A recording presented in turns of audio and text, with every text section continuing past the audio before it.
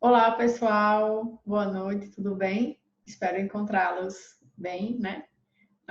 Quero agradecer pela presença em mais essa live da CGPHD.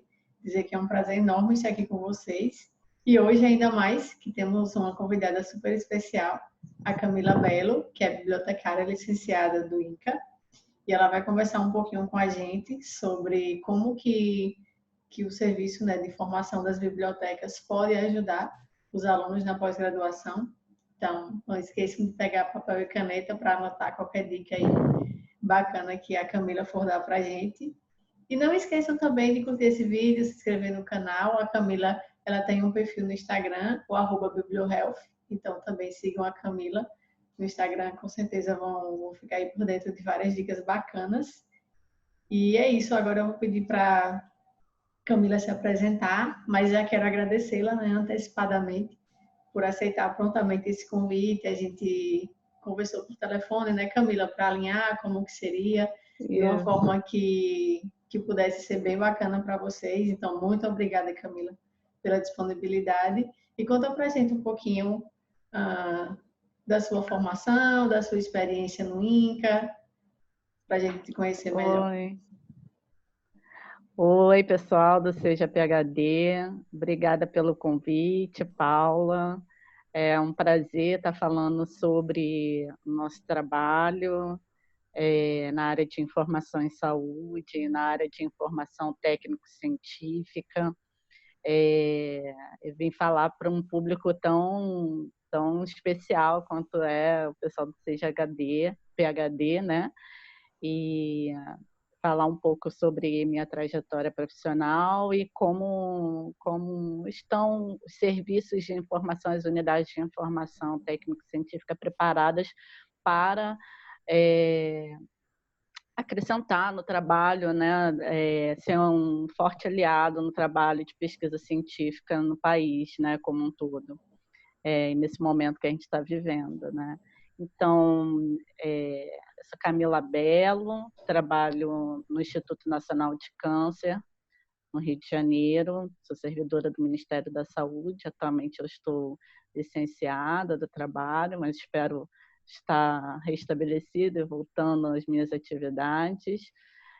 Nesse momento eu estou tentando contribuir para a sociedade, falando um pouco sobre informação em saúde, seja por meio do meu canal ou por meio, né, de parceiros como Seja PhD e outros que têm me convidado para participar de algumas entrevistas. Sou bibliotecária de formação, estudei biblioteconomia e documentação na UF e me formei em 2007 e fiz uma especialização em sistemas de informação e qualidade total na Uniswan, aqui no Rio de Janeiro, e fiz o meu mestrado no IBICT, num convênio com a UFRJ.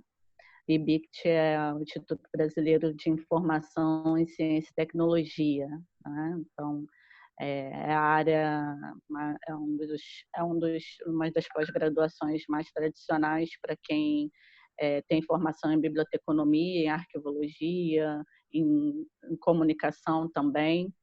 E foi até aí minha formação, pretendo ingressar no doutorado futuramente.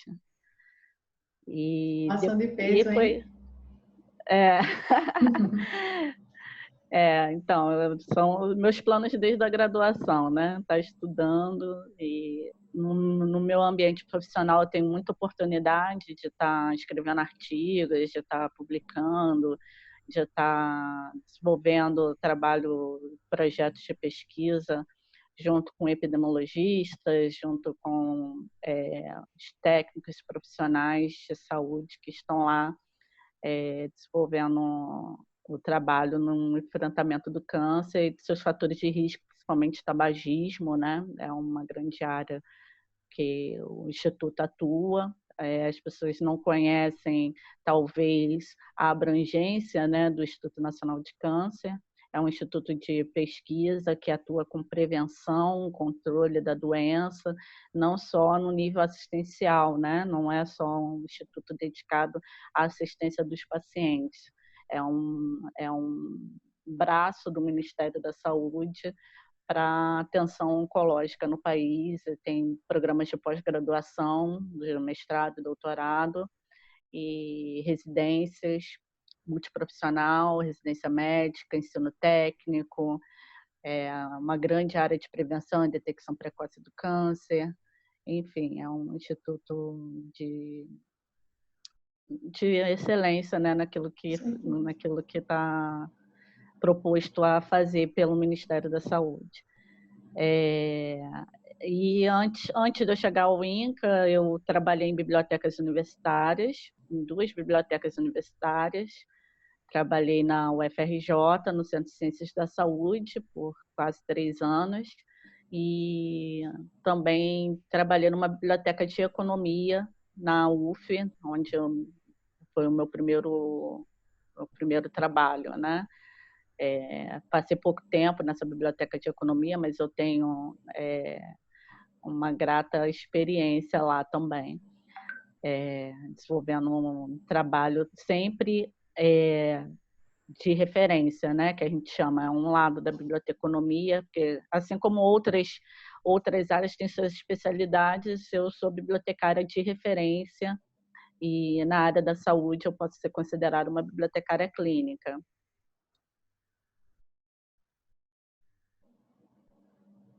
Bacana. Uma vasta experiência aí, né, Camila, já passou e ainda está em grandes instituições, então, assim, o que deixa a gente mais feliz ainda por ter essa grata oportunidade de ter você aqui. E como que é o seu dia a dia lá no INCA? Quais são as atividades, assim, de pesquisa que você desenvolve no sentido de pesquisa de informação mesmo, assim? Sim, sim. Então, lá no Instituto, eu pertenço a uma área de serviço de informação e serviço de educação e informação técnico-científica, né? Está vinculado à área de ensino do INCA e trabalho lá na biblioteca, né? Mas sempre desenvolvo trabalhos em parceria com outras unidades do Instituto, como as áreas mais voltadas para a epidemiologia do câncer, né, e seus fatores de risco. Então, sou muito requisitada para trabalhar com técnicos, né, do Instituto, os médicos, nutricionistas, os fisioterapeutas, os psicólogos, e trabalho junto com eles em estudos de revisão, principalmente, e desenvolvo também alguns projetos de protocolos clínicos e diretrizes terapêuticas para o SUS. Tem uma unidade que atua diretamente no desenvolvimento de metodologias para o trabalho de formação de diretrizes e protocolos clínicos, que é um núcleo de avaliação de tecnologias em saúde. E lá minha rotina é de muitas reuniões e trabalho em parceria, escrevo artigos junto com esses profissionais, revisões sistemáticas, e fora o trabalho do dia a dia da biblioteca, né? Na biblioteca eu tenho esse trabalho de referência, de suporte aos pesquisadores. Tem outros trabalhos que são mais de bastidores, vamos dizer assim, que é a indexação de periódicos na base de dados Lilacs. Então, é todo esse trabalho que a gente faz bem esmiuçado de tratamento da informação para que chegue aos usuários por meio da base de dados da BIREM, e faço uma coordenação técnica da Biblioteca Virtual Prevenção e Controle de Câncer, que é uma fonte de informação especializada nesse tema. Então, ela está incluída na metodologia da BIREM, mas ela é específica para o tema prevenção e controle do câncer, seja na questão da alimentação, seja na questão do tratamento, do tabagismo, enfim. É uma grande biblioteca virtual, né? Então, o meu trabalho é muito voltado para a divulgação científica, da disseminação da informação, E, Paula, é bem trabalho lado a lado com pesquisadores e alunos do Instituto, né, como um todo. Isso eu já vinha fazendo já desde a UFRJ e reforcei isso no Instituto Nacional de Câncer, né? Então, na minha rotina, é um trabalho longo tem um trabalho que eu faço sozinha, né?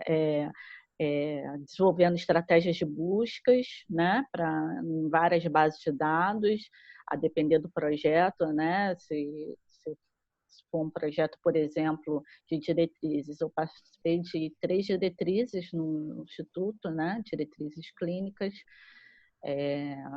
fiz parte desse grupo de trabalho. Então, minha responsabilidade era desenvolver estratégias de buscas avançadas e sensíveis em várias bases de dados para responder perguntas de pesquisa sobre o tratamento do fumante no Brasil.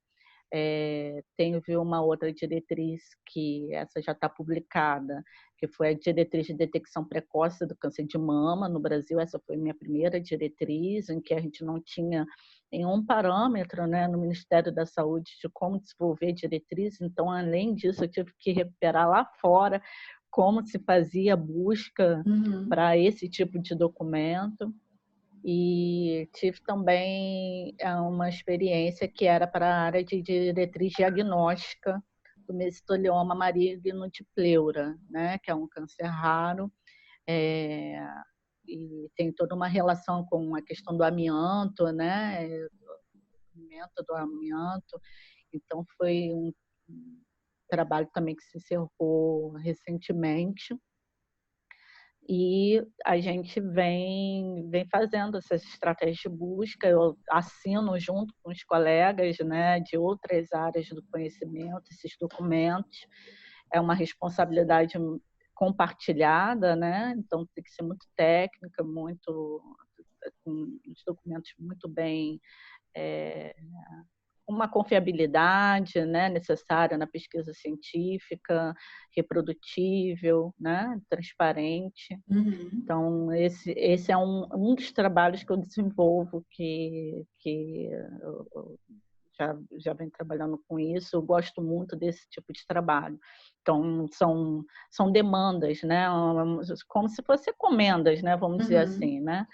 Essas são encomendas do Ministério, né? Então, são encomendas grandes. Então, às vezes, não é uma pergunta só de pesquisa, são várias perguntas de pesquisa que eu tenho que me debruçar ali, fazer várias estratégias de busca.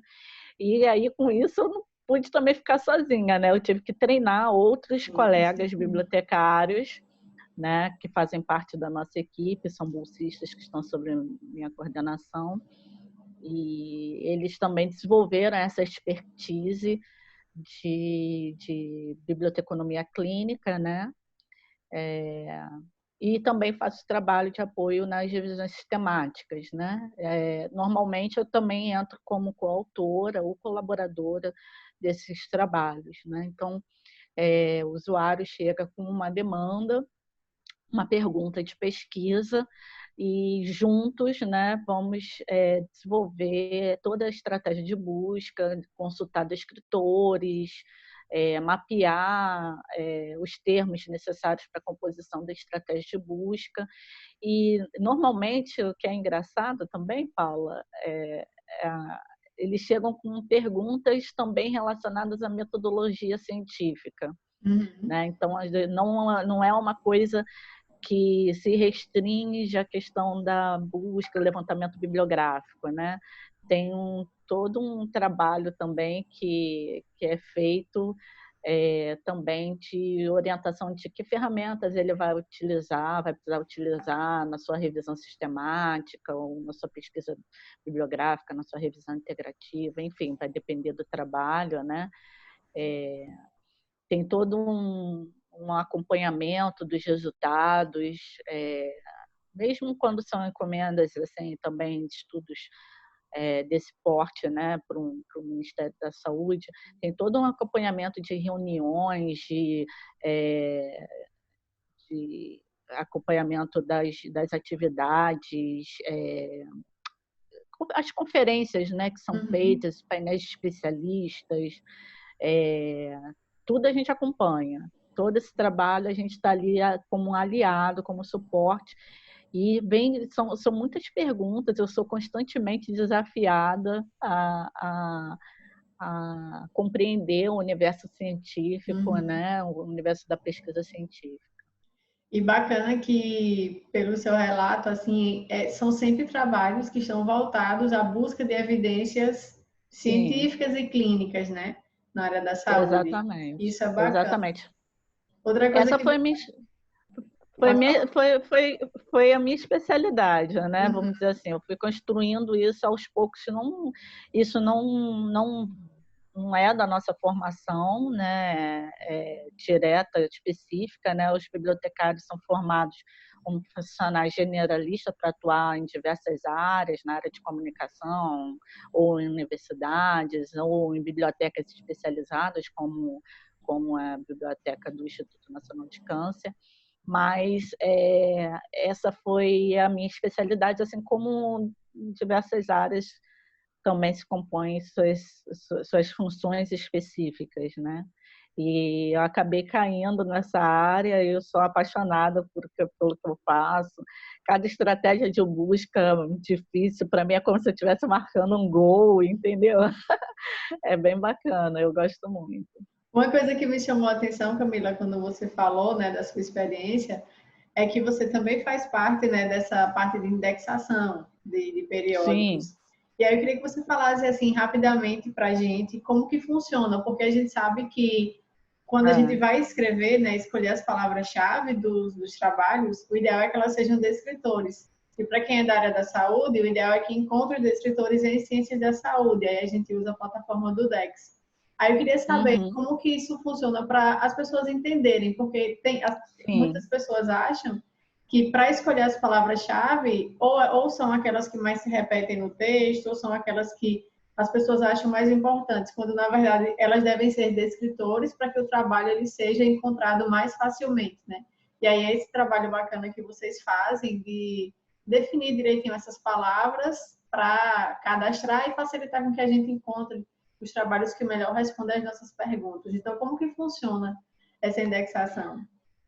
Então, eu tenho duas considerações sobre isso. Assim, a indexação, é, na verdade, eu acabei me adaptando muito bem a essa função de estrategista, né, uma bibliotecária estrategista, que a gente chama, justamente porque eu também indexo.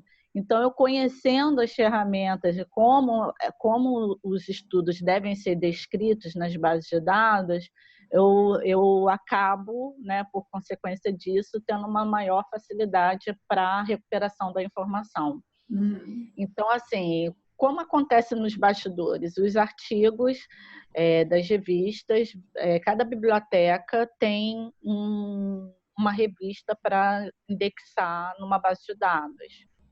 Aí o bibliotecário ele consulta o vocabulário controlado, além de fazer a descrição do artigo como um todo, né? A descrição que eu digo, né? Dos campos registráveis, que são autor, título, resumo, tem uma etapa que a gente chama de análise temática, né? Ou representação temática. E é ali que a gente vai avaliar, vai fazer uma leitura técnica de todo o texto e vai cotejar com um vocabulário controlado. Então, por exemplo, eu sou indexadora da Revista Brasileira de Cancerologia. Então, eu vou artigo a artigo fazendo uma leitura técnica. Eu sou leiga, né? Lembrando isso, eu sou bibliotecária, não sou profissional de saúde, mas tenho um conhecimento do vocabulário dessa área, né, que eu atuo. Então, eu consulto o DEX e atribuo os descritores. Essa atribuição de descritores não são somente os descritores que são atribuídos pelos autores ali naquele campo de palavras-chave que tem lá nos artigos, né? Então, esse trabalho é muito mais profundo, eu tenho que olhar método, eu tenho que olhar a faixa etária da população daquele artigo, eu tenho que olhar aspectos regionais, né? Localização, sobre o método, se o estudo é retrospectivo, se é uma revisão sistemática, se é um ensaio clínico. Eu tenho que informar isso tudo para que esse estudo seja recuperado com precisão na base de dados. Mas não é somente por meio dos descritores que eles podem ser recuperados. Existe, inclusive, um atraso entre a indexação completa e a indexação rápida, vamos dizer assim, expressa, né, que a gente pode dizer. Então, às vezes, na base de dados, pode ter só informação de título e resumo. Então, se você fizer uma pesquisa com descritores somente, você não vai recuperar principalmente os artigos mais novos e os artigos que têm algum problema na indexação, por exemplo, né? Já que é um processo humano. Então, o que a gente recomenda é fazer uma busca que tenha uma associação de descritores, né, ou assuntos, né, e também de termos livres, que são termos que você pode recuperar aquele artigo no título, no resumo. Então, você pode usar e abusar de siglas, né, por exemplo, PIC, que é o catéter, é um tipo de catéter. Aí você usa catéter, aí catéter venoso central, que é um descritor, né? Então você faz um equilíbrio entre termos que são descritores e termos não descritores. É assim que funciona a etapa da recuperação, né? Numa revisão bem ampla da literatura, essa é a recomendação que a gente faz.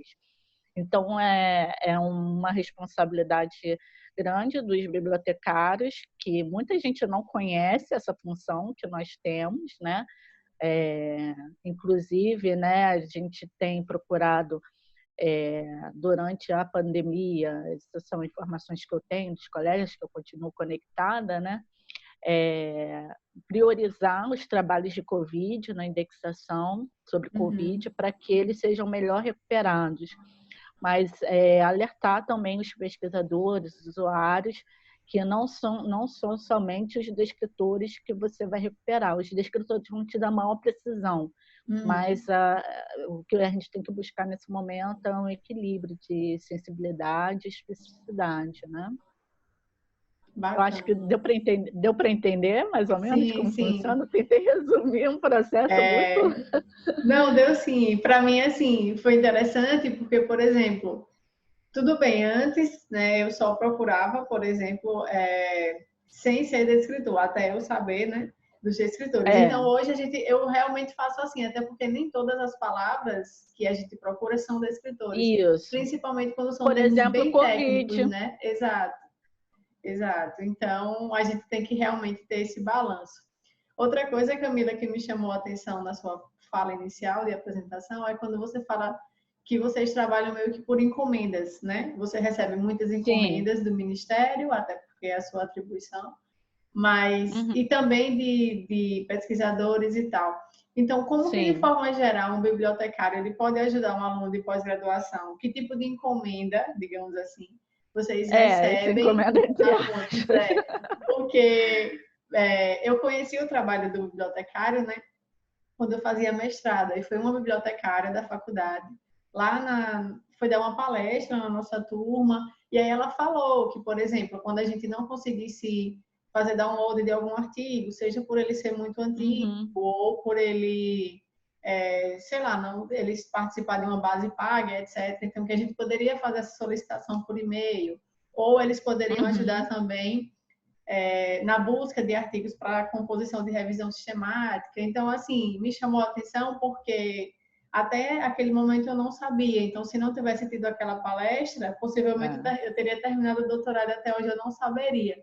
Então, talvez muitas das pessoas que estão nos assistindo, elas também não saibam. Então, eu queria saber, assim, quais são esse tipo de serviço que vocês podem prestar também ajudando os alunos de pós-graduação? Que tipo de solicitações podem ser feitas? Isso a gente acaba percebendo também ao longo da nossa vida profissional, né? Realmente tem muita gente que às vezes tem até medo de pedir alguma coisa na sala da bibliotecária ou do bibliotecário, né? Acha que eles estão fazendo algum serviço secreto. Mas existem os bibliotecários, que são os referencistas, né, como a gente diz, que não são esses bibliotecários que atuam com catalogação. Às vezes, numa biblioteca pequena, acaba a gente fazendo de tudo um pouco, né? Essa é a realidade do país. Às vezes, é uma biblioteca que só tem um bibliotecário e um assistente de biblioteca, né? Então, o trabalho assim é bem de acordo também com como é formada essa equipe, sabe, Paula? Assim, a gente não pode dizer que todas as bibliotecas podem estar oferecendo esse serviço de uma maneira geral.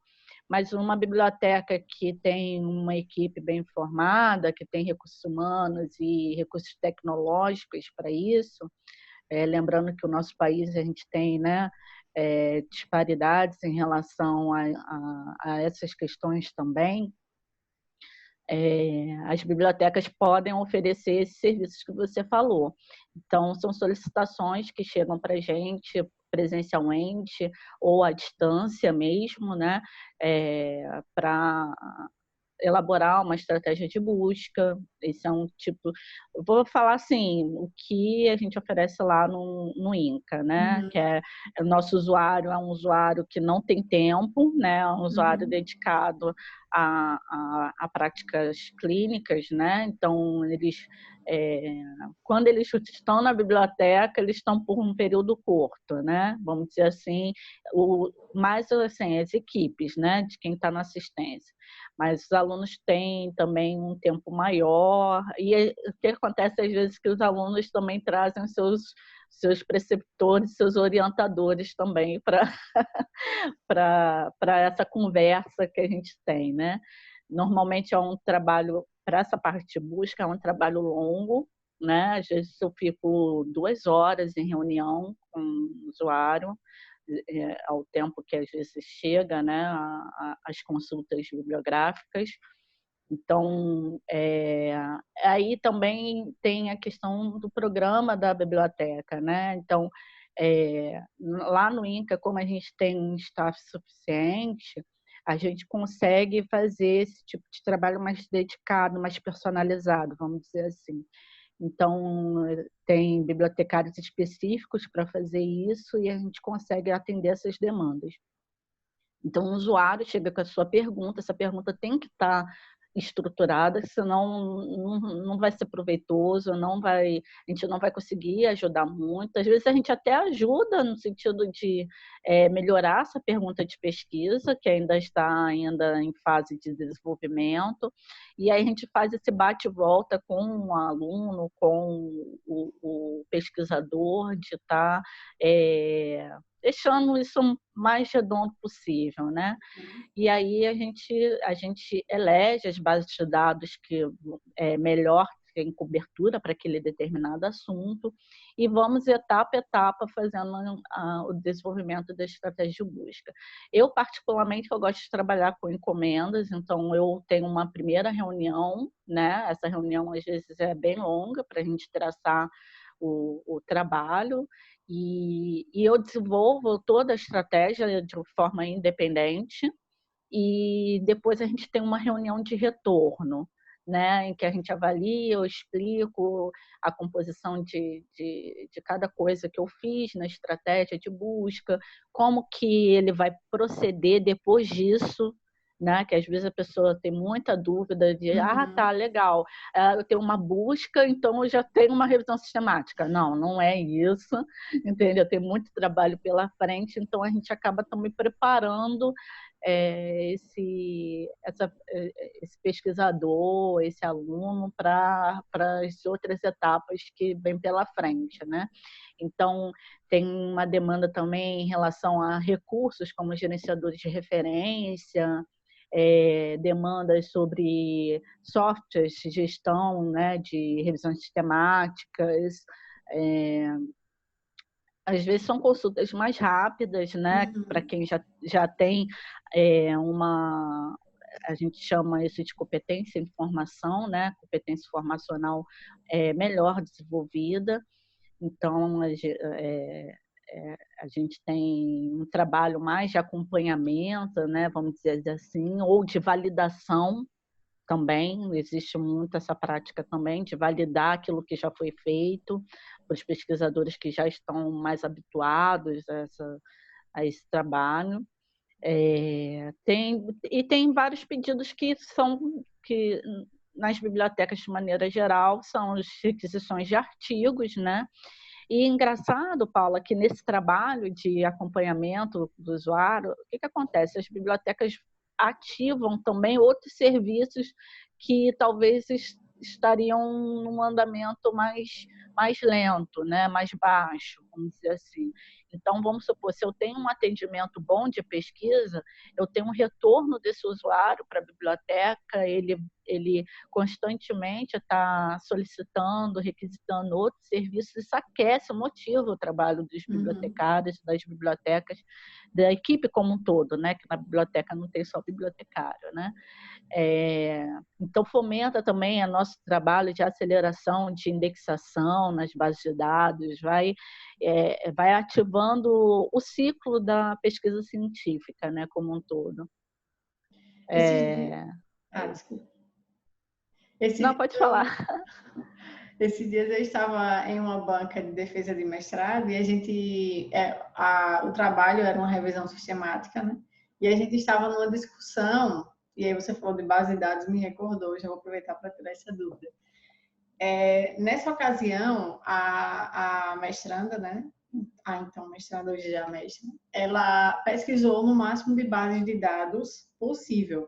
Só que enquanto mais bases ela pesquisa, obviamente vai ter mais duplicidade, né?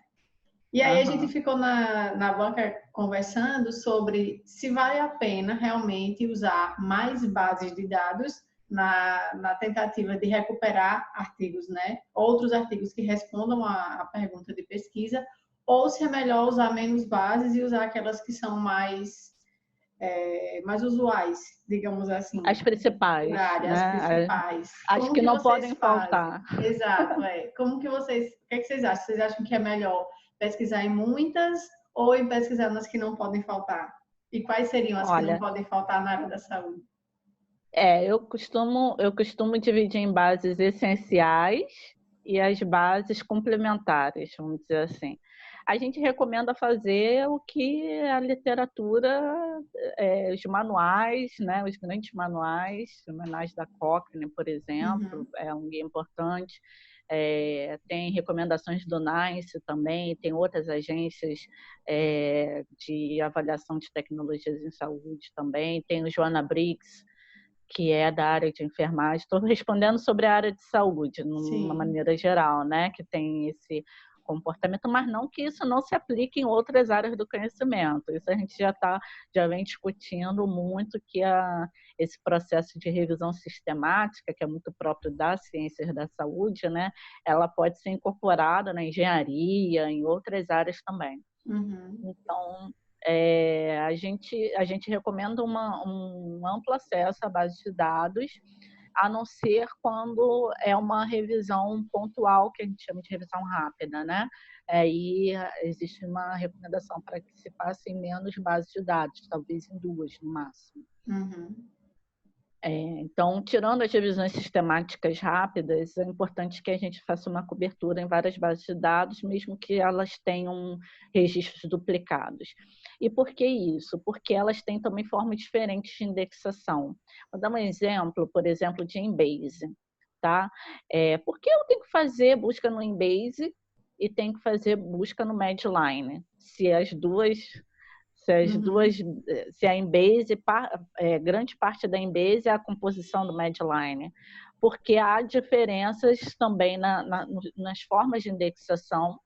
Por exemplo, a Embase já tem um descritor para COVID, por exemplo. Já adotou um descritor já autorizado para COVID, né? Então, a forma de busca pode dar também diferenças no número de registros, isso pode acontecer. Uma outra coisa que pode acontecer é a diferença da atualização da base de dados, a incorporação de novos registros. Então, num determinado período, eu posso ter mais registros numa base do que em outra. Então, principalmente em função dessas duas diferenças, é que a gente continua recomendando fazer busca em várias bases de dados, mesmo que isso gere duplicados, entendeu? Então, a sintaxe das bases de dados são diferentes. Elas têm algumas semelhanças em relação a operadores booleanos, né? O AND, o OR, né? O NOT, mas tem outras funcionalidades, vamos dizer assim, em relação à busca, que nos fazem a tomar decisão em fazer busca naquela base de dados. Tem bases de dados, inclusive, que eu só fui conhecer depois do contato com o usuário, né? Por exemplo, tive um exemplo na UFRJ, quando era bibliotecária lá, era um usuário extremamente já habilitado com as questões de revisão sistemática. Inclusive, ele era revisor de periódicos, de artigos de revisão. Então, ele chegou lá para mim de uma forma assim, eu fiquei surpresa, olhei o latte dele, sabe? Eu fiquei assim, ué, gente, o que eu vou ajudar ele? que mais eu tenho a ajudar? Mas ele foi lá, pediu validação das estratégias e tal, e ele falou de uma base de dados que eu não conhecia, que estava no portal de periódico da área dele. Ele é psiquiatra, né? E ele é especialista em transtorno do estresse pós-traumático. E existe uma base de dados só para transtorno pós-traumático e ela está disponível no portal CAPES. Eu não ia saber isso se eu não atendesse. Se eu não atendesse esse usuário, eu nunca ia atender, nunca ia saber disso, entendeu? Então, umas coisas também vão muito da demanda e o pesquisador também conhecer suas fontes de informação, né? Então, tem que fazer no Medline, tem que fazer também numa pergunta de pesquisa de transtorno do estresse pós-traumático, tem que consultar essa base de dados. É bem assim como funciona. E esse processo de validação seria, por exemplo, eu faço a minha estratégia e aí eu consulto um bibliotecário para ele ver se está correto. Seria isso? Se falta colocar, sei lá, aspas ou algum parêntese, algum sinônimo, asterisco.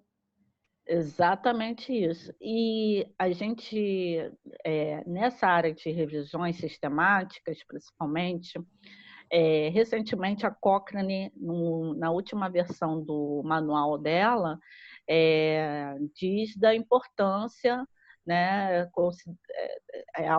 diz que é altamente relevante a avaliação das estratégias de busca por pares. O que é isso? É você validar a sua estratégia de busca com um profissional especialista em informação. Né? Existem fóruns e núcleos que são dedicados a isso. Então, eu acredito, como essa versão do handbook da Cochrane acaba orientando não só as revisões da Cochrane, vai existir uma demanda maior por validação de buscas, né? Isso não é uma coisa que tende a acontecer. Isso já aconteceu comigo. Um usuário veio me solicitar avaliação por pares de estratégias de busca de um artigo que ela iria publicar. E aí eu entrei num fórum, né, só de bibliotecários que fazem revisões por pares de estratégias elaboradas por bibliotecários. É um pré-requisito desse fórum, né?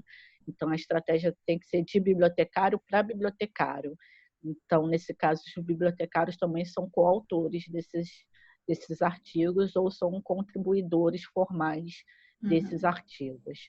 Então, eu vejo que a tendência de validação de estratégia de busca vai ser maior depois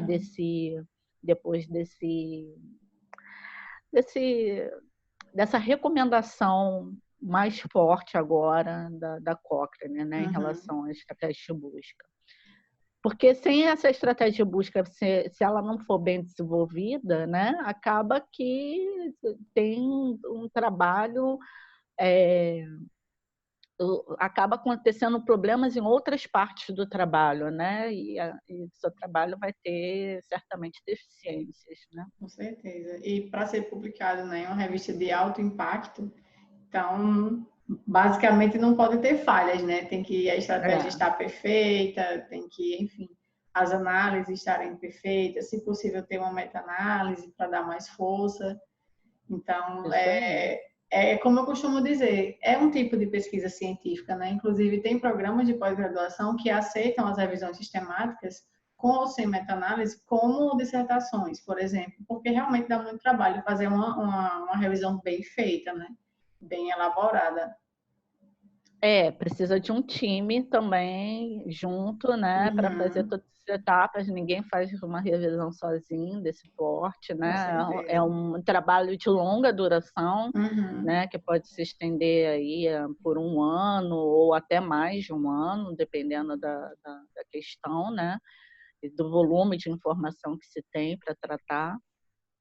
Então, o que eu tenho visto, o que eu tenho percebido é que durante esse período que a gente está vivendo de isolamento social, existe também uma preocupação maior também em desenvolver revisões, né, nesse momento sobre o Covid, mas sobre qualquer tipo de assunto, né, porque já que as coletas de dados se tornam às vezes inviáveis, né, a depender da pesquisa, né?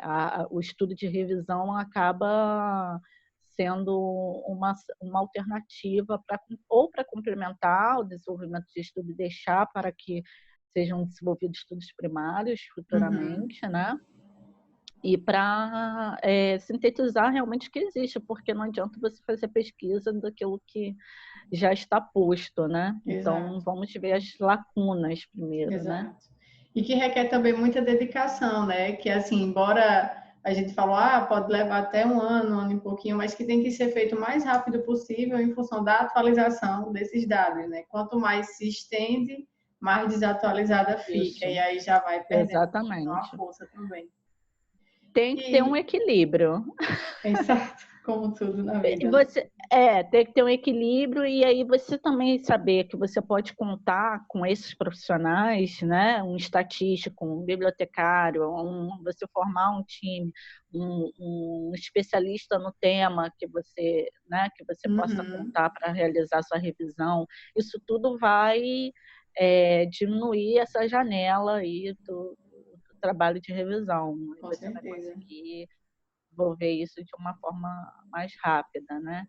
Eles são várias solicitações, Paula, desde o registro da revisão sistemática, eu preciso acompanhar isso, até mesmo a questão da publicação em si, até a fase da publicação, eu redijo junto com os especialistas os métodos, faço a parte de referências, tem todo tem muito trabalho a ser feito em parceria, né, com os profissionais, né? Tem também uma forma de você também, na área de estatística, de você contratar serviços assim também, né? Isso está começando na biblioteconomia, assim como existia para normalização, também está ascendendo para essa área também de suporte à pesquisa. Sim, com certeza. E agora na pandemia, Camila, como que estão sendo essas relações, né? Agora as reuniões têm que ser virtuais, vocês estão aceitando novas demandas, como que tem sido essa nova rotina? Então, primeiro as bibliotecas tiveram que fechar, né? Vieram recomendações, né, de que esses serviços deveriam deixar de funcionar, assim como aconteceu, né, nos outros países, as bibliotecas, museus, né, esses equipamentos técnicos, científicos e culturais foram os primeiros a fechar, né? Porque, né, onde tem muita, concentra gente, ambientes fechados, né? Enfim. Uhum.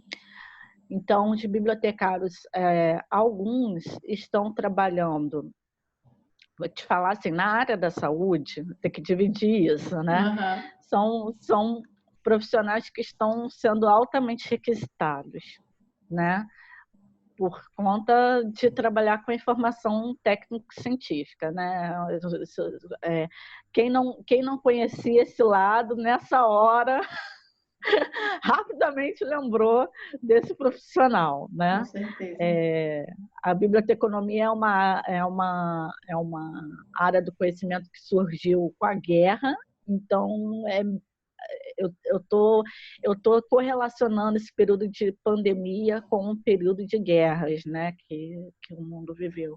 Então, nós fomos muito acionados nesse período de guerra, né, para desenvolver bases de dados, para deixar a informação estruturada, e não é diferente com o ambiente que a gente está vivendo hoje. Então, os bibliotecários e as bibliotecas, de uma maneira geral, não só os bibliotecários, quem atua com informação técnico-científica, né, eles estão totalmente dedicados a ampliar os ambientes de fontes de informação, né, organizar esse conhecimento. Então, existe um trabalho forte, que eu chamo de bastidores, que é dedicado a essa área, né, de organização dessas informações, né, para disponibilização e disseminação rápida, cada vez mais rápida. Existem bibliotecários que estão ajudando equipes, esses são os bibliotecários da área da saúde, né? Eles não estão nas bibliotecas, mas eles estão atuando, por exemplo, em assessoria institucional. Eles estão trabalhando com informações epidemiológicas também, ajudando nesse trabalho de coleta de informações sobre os casos, né? Então, tem bibliotecário que está auxiliando nesse processo, no contexto da informação em saúde. Isso não significa que eles estejam desviados de função, é um papel que eles podem executar muito bem. Eu mesma lá no INCA, meu primeiro trabalho no INCA não foi na biblioteca, foi na área de registro de câncer. Então, primeiro eu conheci a questão da incidência do câncer no país, as ferramentas. Então, o bibliotecário pode atuar em outras frentes.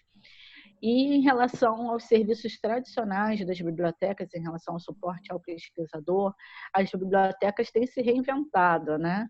Têm ampliado seus serviços. Então, um exemplo que eu tenho acompanhado, além da presença nas redes sociais, várias bibliotecas estão fazendo isso. Quem não tinha um Instagram, né? Bibliotecas que não tinham Instagram agora têm Instagram, estão se comunicando, estão interagindo com o usuário, estão fazendo estudos de usuário, o que eles estão precisando no momento, estão trazendo os pesquisadores para as suas plataformas, né? Para melhorar a questão da pesquisa científica. Então, tem esse trabalho também voltado para a melhoria da qualidade da pesquisa científica, enquanto a biblioteca pode ajudar na identificação desses nomes de pesquisadores, de líderes.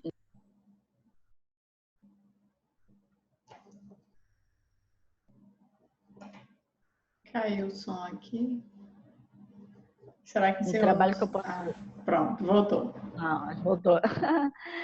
E tem o trabalho também de uso de novas soluções. Vou dar um exemplo de...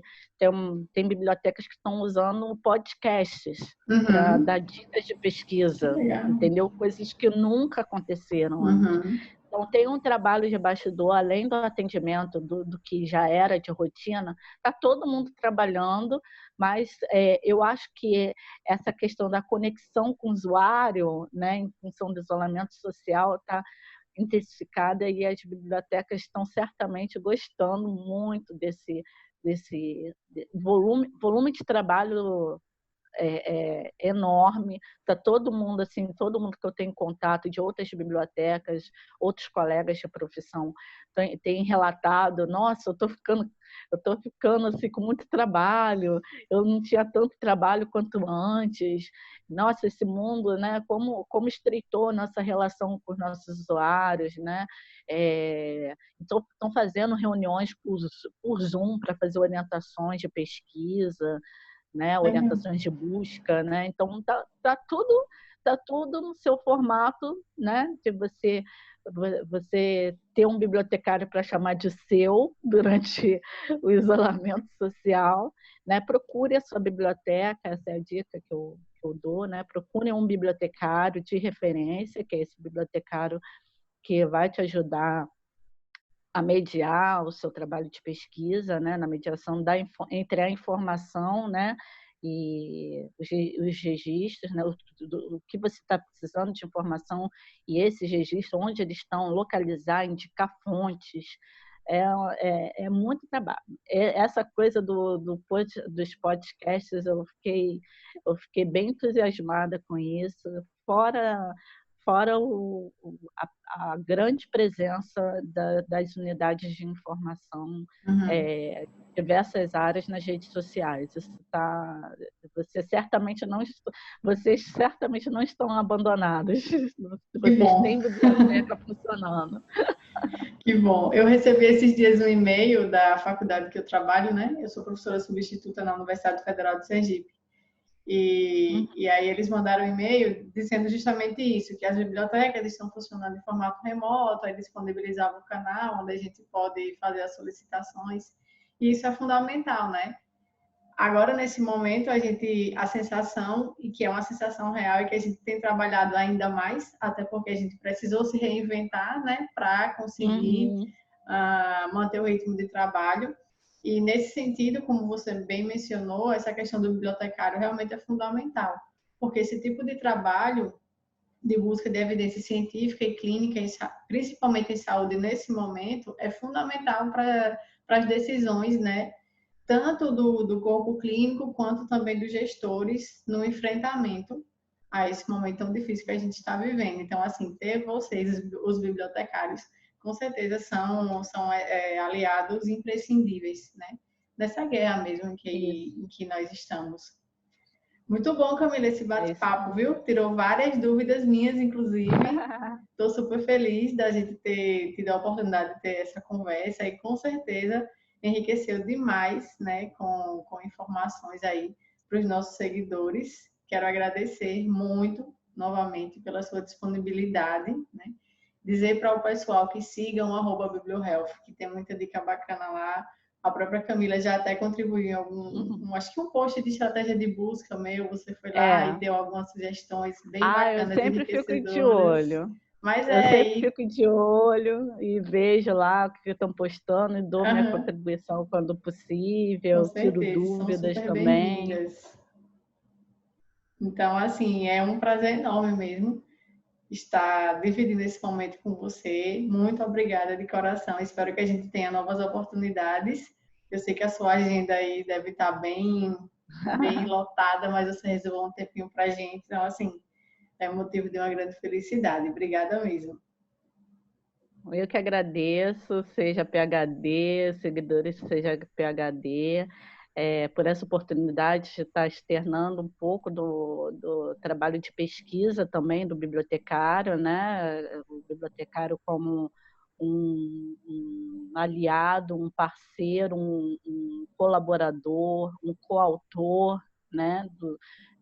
Junto com pesquisadores de tantas áreas, então é uma oportunidade de estar falando sobre o que a gente se dedica há tanto tempo a fazer, né? E mostrando coisas que muita gente desconhecia, né? Mas que estão se intensificando, né? Existem as limitações, a gente sabe muito bem disso, né? Que não muitas coisas do que eu disse aqui não é a realidade em todos os lugares, né? Em todo o país, mas que fique nossa contribuição no sentido de vocês também apoiarem, né? Essas unidades que estão precisando também de uma ajuda. A gente é um profissional da área de jornalismo que pode dar uma grande ideia para uma biblioteca para poder ajudar outras pessoas também, né? As bibliotecas públicas também têm um forte papel nesse cenário, né, de orientar com notícias verdadeiras sobre a questão do vírus, de como se proteger, né? Então, é um momento em que todos têm que estar juntos, né, nessa fase que a gente está passando, né? Então, eu agradeço essa oportunidade de estar falando por uma área tão grande e que está cheio de vontade de poder cooperar com a pesquisa científica. A gente que agradece. Então é isso, gente. Qualquer dúvida que vocês tiverem, vocês podem deixar nos comentários que a gente vai responder tudo para vocês, né?